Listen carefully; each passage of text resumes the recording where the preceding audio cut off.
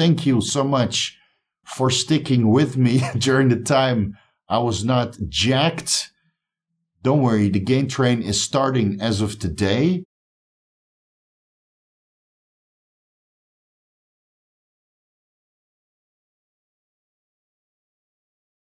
Vigorous Steve here, and I just had a very long conversation with my cardiologist discussing the results of the cardiac ultrasound and the cardiac MRI, which I performed about 2 weeks ago. And we came to the conclusion that my heart is 100% healthy. There's no left ventricular hypertrophy. There's no heart enlargement. I don't even qualify to be diagnosed with an athlete's heart. My heart is a normal size. I have normal ejection fraction. There's no obstruction of the coronary arteries. So that means that the cardiologist said, listen, there's absolutely no reason for you to do a CT scan and do additional testing to see what your calcium score is, because the blood flow through the heart is completely normal, which we determined with adenosine and a contrast. Anyway, I'll get those results pretty soon, and then I'll do a separate video about my organ health, whether that's the heart, the liver, and all the ultrasounds which I performed on my other organs. We'll save that for a separate video. But as of today, all my organs are healthy. And that means I get to go back on cycle, which started about an hour ago. So in this video, I'm going to give you guys a rundown of what I'm going to be doing for my 4th cycle. Quick recap of what happened. 8 months ago, I was diagnosed with non-alcoholic fatty liver disease. I decided to come off cycle, do a post-cycle therapy. My testosterone recovered to about 600 nanograms per deciliter. In the meantime, I did a lot of testing on my basically every organ, right? And I did a fibro scan on my liver, which also showed that there's no non-alcoholic fatty liver disease or any fibrosis present. Again, I will do a separate video about all of those results. I was just waiting on the results of the MRI to see if my heart was 100% healthy, no left ventricular hypertrophy, no heart enlargement after 10 years of steroid use and, well, the occasional period of abuse. I'll admit to a little bit of abuse here and there. But yeah, I'm all good to go. So my cycle started about an hour ago. We're going to break it down in this video. Now, my initial idea was to run 125 milligrams of testosterone enanthate plus 100 milligrams of Primobolan on top. That would be a quarter cc of testosterone enanthate and half a cc of Primo.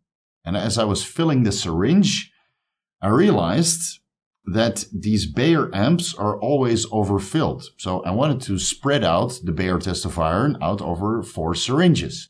Have a quarter cc of test enanthate in each syringe.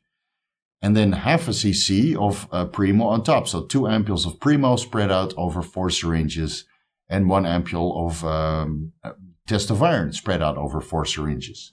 And then I looked at the syringes and they were all filled to about 0.9 milliliters, where I should be getting 0.75 milliliters because these Bayer amps are overfilled. So instead of running 125 milligrams of test enanthate plus 100 milligrams of Primo per week, I'm not going to dispose of any excess oil. That's a waste, especially considering how expensive these products are. So I will have to retract or adjust my statement a little bit. I will run 1 ampule of Testoviron every 2 weeks and 2 ampules of Rimobolan every 2 weeks, resulting in 156 milligrams testosterone enanthate plus 125 milligrams of Primobolan per week, because these ampules are overfilled with about 25%. So when I draw an ampule into a syringe, I get about 1.2, 1.3 milliliters, even though there should be 1 milliliter within the ampule. But that's why we go with farm grade. Farm grade, you always get a little bit extra. You get what you pay for, which means that instead of running 225 milligrams of anabolic androgenic steroids per week, as my baby cycle, it's not hormone replacement because Primobolan is not bioidentical. So instead of running 225 milligrams steroids per week, I will be running 281 milligrams steroids per week. So now we're creeping up to a real cycle. I don't even qualify to call that hormone replacement therapy plus, because I like to stick to the 1 milligram per 1 pound rule. And, well, as of today, I'm about 200 pounds, so I'm certainly over that. I'm supplementing, let's say, 50% on top, right, to keep the calculations easy. So my cycle will be 156 milligrams testosterone enanthate and 125 milligrams Primobolan per week. For now, guys, I'm trying to get as many results, the most amount of results with the lowest effective dose. I will be staying in a caloric restrictive state because I need to shed some body fat.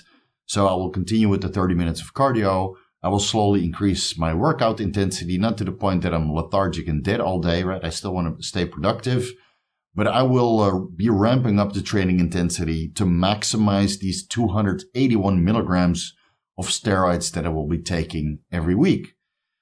At one point, I will start doing some blood work. Again, I'm using the Primobolan to act as a steroidal temporary aromatase inhibitor, right? A reversely binding aromatase inhibitor.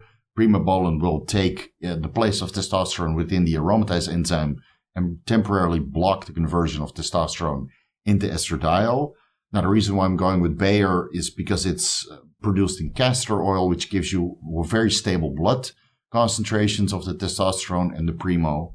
So that will be 78 milligrams of testosterone enanthate plus 62.5 milligrams methanolone enanthate twice per week, Monday, Friday. That should give me pretty stable serum concentrations and should give me normal or favorable estradiol levels as well. Not too low, not too high, based on my previous experience combining testosterone with Primobolan in about a 1-to-1 ratio. Now, I'll be doing my best to keep my HPTA, my hypothalamic pituitary testes axis, intact. I already ran an experiment with kisspeptin 10 when I was without steroids in an attempt to see if 100 micrograms kisspeptin 10 3 times per week or daily would be able to raise my luteinizing hormone and follicle stimulating hormone levels. Unfortunately, it did not. So I'm questioning a little bit the validity of this kisspeptin 10, whether it's real or simply that there's feedback from estradiol or that my luteinizing hormone and follicle stimulating hormone were already maxed out. And the kisspeptin 10 didn't really increase or change my levels during that time. So I'll be bumping that dose up to 200 micrograms kisspeptin 10 every day. I'll run that the entire duration until I feel ready to go for blood work again to check my estradiol concentrations to confirm that this testosterone and Primobolan dose is perfectly balanced to give me favorable estrogen, right? I already know that it's going to be favorable. I just want to confirm. And while I'm there, I will also check my luteinizing hormone and follicle stimulating hormone levels to see if the 200 micrograms kisspeptin 10 per day, which will be administered with a subcutaneous injection, to see if that will somehow sustain my LH and FSH concentrations, contributing to the continuation of testicular function.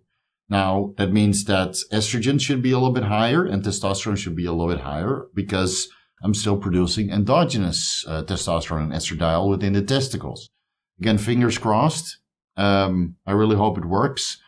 But if the blood work shows that my LH and FSH levels are low and my DHA sulfate levels came down also, right? Because if LH and FSH levels would be somehow sustained, the adrenal glands would continue to produce DHA sulfate and DHEA, as well as pregnenolone sulfate, which would then cascade into progesterone. So, well, I'll basically have to do another complete hormone checkup to see if the HPTA is sustained, as well as the HPAA, the hypothalamic pituitary adrenal axis. If that's not the case, I will make a switch to 250 IUs ACG 3 times per week or 37.5 IUs HMG. I feel that both are pretty much interchangeable. That's, again, a starting dose. I'm 100% convinced the ACG or the HMG is going to work. I will probably not be trying the pituitary angle of the HPTA because the gonadorelin, the triptorelin, or the buserelin, I would need to do microadministrations multiple times per day, ideally with a nasal spray. And honestly, guys, it's going to be too cumbersome, and I might forget dosing administration. So I'm just going to go either the kisspeptin 10 is going to work subcutaneous, and if that doesn't work, I'm going to go with the ACG or the HMG 3 times per week to at least keep my testicles functioning and make the recovery process for when I'm 40 a little bit easier. Because again, around 40, that's when we plan to have kids. Not now. I did freeze my sperm, but again, that will be for a different video. Just as a safety precaution method, our aim is to have kids around the age of 40, at which point in time I will come off cycle again. And my whole goal during this next 3 years that I'm basically doing my 4th cycle is to sustain the HPTA with either kisspeptin 10 or the later state, the last step of the HPTA with the ACG or the HMG to make the recovery process a little bit easier and not have to wait 8 months for the highest fertile semen that I was able to produce after my last PCT. So that's basically the immediate plan going forward. I was already running 5 milligrams of GHK copper for collagen synthesis to see if it could improve hair growth or remove a little bit of the gray hairs, which are slowly creeping up here on the side of my head and in my eyebrows. I had a horrible position to have gray hairs, but they are starting to manifest at the age of 37. So I'm running GHK copper. I will probably stay around 5 milligrams to 10 milligrams per day. I was noticing that I started getting thicker skin at the injection site. So I was doing 5 milligrams subcutaneous injections in my upper quad because it's convenient, right? Sit down and just use 2 hands to administer. And I started noticing that I was starting to lose definition, right, between the quad separation because my skin was getting a little bit thicker. I had a little bit of a shoulder injury here because I'm ramping up my training intensity in anticipation of this cycle that I'm starting, as of an hour ago. So I started training a little bit heavier and I noticed a little bit of a shoulder injury. So when I noticed that the GHK copper was thickening my skin, I decided, you know what? I'd rather have a thickening of collagen within the muscle itself. So I started injecting into my shoulder.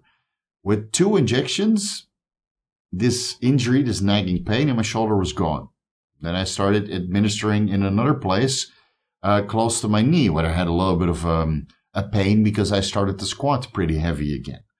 Also, 2 injections, it was gone. So I will be running an experiment with GHK copper as well as some of my clients to see if it can replace TB500 in BPC 157 and be a more sustainable collagen synthesis peptide that can actually improve particular body parts. So I'm mostly using the GHK copper on my quads and on my chest. Yes, those are going to be chest injections, which are always a little bit, funky to perform. But over the next couple of months, I will be seeing if a GHK copper can be used as a site enhancement compound. Right? Because with the TB500, the BPC 157, that's not something you would run indefinitely because of the angiogenesis, and you don't want too much angiogenesis in particular areas. But the GHK copper is mostly an anti-aging compound that helps with collagen synthesis where it's injected and, of course, systemically. So I'll be experimenting a little bit with this compound to see if it can have some site-enhancing benefits, and as well use that in areas where micro-injuries or nagging pains start to manifest because, within 2 or 3 injections, those nagging injuries are gone. So it's actually quite promising, this peptide. I will tell you that. So I'll be experimenting with the GHK copper going forward, 5 milligrams, 10 milligrams, depending on which body part and if I have an injury that I would like to take care of. After about 4 weeks to 6 weeks on this protocol, I'll go for blood work, see where my estradiol levels are at, see if my hematocrit changed, see if my lipid levels changed. I'm sure they will. Again, I'm going on exogenous testosterone and Primobolan, even though I will be running Ancillaries, which we'll discuss a little bit later in this video, to help control my lipids. I want to see where my liver enzymes are at. I want to see if the kisspeptin 10 is somehow able to sustain my LH and FSH levels. And otherwise, I'll switch to ACG or HMG. And once I have some more data with blood work, I will probably introduce Oxandrolone again. And that will be 5 milligrams sublingual before the workout. So it will be 5 times per week, a whopping total of 25 milligrams Anavar per week, bringing the total to 306 only 306 milligrams anabolic androgenic steroids per week. Not too much. Again, we'll still have to call it a cycle. I just want to add in the Anavar for a little bit additional collagen synthesis and mind-muscle connection because I feel that my workout capacity and the quality of my workout is extremely raised with a very low dose of 5 milligrams of Anavar. And I will just only take that in a pre-workout setting, training 5 times per week. So right now I'm training 4 times per week, which was working very well for me when I was still anabolics free. But now that I'm on anabolics, I'm going to go back to a typical bro split, a chest day, a quad day, a back day, a pull day basically, because I don't really need to improve my back that much, a shoulder day and a tricep combined, and then a hamstring and a glute day. That will be my workout protocol going forward. I'll also be running an experiment with Raloxifene just to see if it's actually able to shrink gynecomastia. Now, a little bit of gynecomastia that I have is old AF. It's been there for longer than I've been taking steroids. I developed a little bit of gynecomastia after I broke my leg.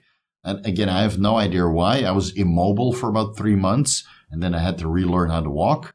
And during this time, I developed gynecomastia. Perhaps there was a lot of aromatization during this time where I was immobile and I was still producing testosterone, or maybe my stress levels were high. Again, I developed a little bit of gynecomastia during that time, which then got worse when I went on cycle and experimented with testosterone and nandrolone in combination. So I have a little bit of gynecomastia on both sides, and I want to get rid of that. I already spoke with a gynecomastia surgeon. So there is a possibility to do a gynecomastia surgeon in the future if the Raloxifene home remedy treatment is not successful. So after I get some blood work on this cycle, right, and I introduce the Oxandrolone, I'll probably also run 60 milligrams of Raloxifene and use a caliper to see if I'm able to shrink the gynecomastia on both sides. Probably do that for 1 month and then bump up the dose to 120 milligrams Raloxifene. See if that speeds up the shrinking process. I highly doubt it's going to happen, but I just want to have the data for myself. And otherwise, I'll be scheduling an appointment with the gynecomastia surgeon by the time I recover my previous shape, lose a little bit of body fat around my lower chest, and then see what we need to do to get rid of the gyno that's been there for a pretty long time. Again, it's not that bad. But right in the future, I would like to get rid of that. So I'll try the Raloxifene first. And if it's not successful, then we'll go in for surgery. During this entire cycle, I'll be running the following ancillaries for health, which I mentioned in that video about ancillaries that everybody should have on hand. So I'll be running them the entire way through. 10 milligrams of Ezetimibe to help keep my lipid levels favorable. I'll be using 20 milligrams Telmisartan per day to help keep my blood pressure under control and potentially help with a little bit of nutrient delivery by blocking the angiotensin receptors and maybe even result in a little bit of fat loss because Telmisartan is a PPAR gamma agonist. And I'll be using 5 milligrams of Nebivolol to help keep my heart rate down, prevent negative heart remodeling while I'm using testosterone and Primobolan, even though the dosages are going to be moderate. I will be jacking up my training intensity. And again, even though I don't have athlete's heart as of today, I'm also trying to prevent an athlete's heart or left ventricular hypertrophy from forming in the future. So I'll use the Nebivolol to keep my heart rate down, increase recovery in between sets, and right, it could even help with a little bit of fat loss because Nebivolol stimulates the beta 3 adrenergic receptors, potentially compounding with the beneficial effects of Telmisartan regarding the PPAR gamma agonism. So, right, during this period, I am trying to get as much fat loss as possible, so my diet will stay exactly the same. I'm running these ancillaries for health, and right, whatever additional fat loss or benefits I get from them is highly desired. That's why I chose to go with Telmisartan and Nebivolol over Valsartan and Propanolol, for example. To potentiate a little bit more fat loss, I will be looking into HGH fragment 176 to 191, which is the last segment of growth hormone, the last 15 amino acids of growth hormone that potentiate lipolysis. Apparently, HGH fragment does not cause any hyperplasia, doesn't change or promote IGF-1 concentrations within the bloodstream, so it doesn't stimulate IGF-1 release within the liver. It's said not to induce any insulin resistance, which is probably not 100% true, because growth hormone induces lipolysis, and these free-form fatty acids inhibit insulin receptor substrate, making the functioning of insulin when it attaches to the insulin receptor not optimized. And because HGH-Frag also induces lipolysis, increasing free-form fatty acids within the bloodstream, it probably has the same effect as actual growth hormone. So in the context of fat loss, I'll be running 250 micrograms of HGH-Frag before activity.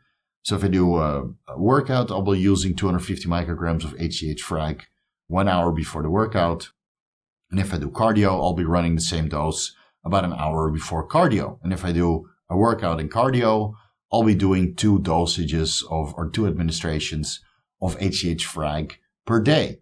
Now, ideally, I want to use anti-obesity drug 9604, which apparently in the anti-aging community has a little bit additional benefits.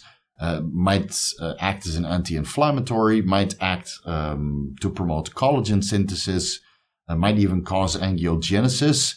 I'm not exactly sure if that's true, because now it sounds like GHK-Copper or TB500 with the properties of growth hormone. So again, everybody that I talked to that ran anti-obesity drug 9604 said that it didn't really work. It does look promising on paper. I would love to try it, but as of now, I don't have access to it. So I'll just be running the HGH-Frag instead and see if I can get comparable amounts of fat loss as I would otherwise get from the growth hormone. Because again, the growth hormone causes a decent amount of water retention. And the last time I ran HGH fragment, I didn't get any water retention, but I did experience a little bit of fat loss. So I'll take the fat loss without the hyperplasia and the recovery and all the good things that growth hormone comes with. But growth hormone, again, also comes with water retention. And that's what I'm trying to avoid for now, at least until I get my body fat a little bit lower. Because again, the more body fat you have, the more potential for water retention. And since I'm going to go on testosterone, Primo, kisspeptin 10 or ACG or HMG, and the GHK-Copper, right? A lot of variables, which I'm sure will contribute to water retention, mineral retention, resulting in water retention, or changing my estradiol concentrations, which cascades into water retention by changing the renin, angiotensin, and vasopressin system. I'm trying to keep the water retention as low as possible, so no growth hormone, no insulin. So for now, the only peptides that I'll be running is HGH-Frag, kisspeptin 10, and GHK-Copper. Until I get some blood work, I'll be running testosterone and Primobolan only. If my blood work is all good, I will introduce the Oxandrolone and the Raloxifene. I might have to switch from the kisspeptin 10 to the ACG or the HMG, right? I want to keep testicular function as good as it can be on this exogenous testosterone plus a load of Primobolan on top. And then once all is going well, and I notice that my strength is decreasing, I notice that my blood work is still good, which it's pretty safe to say that this low dose cycle with the ancillaries and minimal use of peptides, or at least peptides that don't really have a negative effect on your blood work markers. I think at one point I'll have to increase the testosterone in the Primobolan, perhaps even the Oxandrolone, because I'll probably stagnate. And if I stagnate and I'm happy with my physique, and I'm happy with my strength, and I'm happy with the fat loss that I'm getting from it, I don't see a reason to increase the testosterone in the Primo or the Oxandrolone, or switch from the HGH-Frag to growth hormone.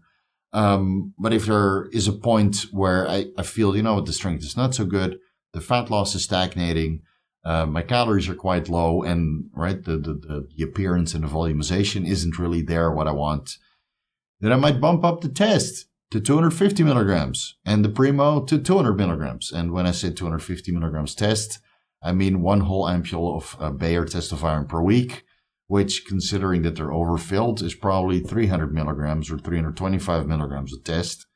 And same with the Primobolan. Considering it's probably 25% overfilled, 2 ampules of Bayer Rimobolan would be what? 250 milligrams methanolone anethate. Just want to put it out there. Guys know that I'm 100% transparent about my drug use.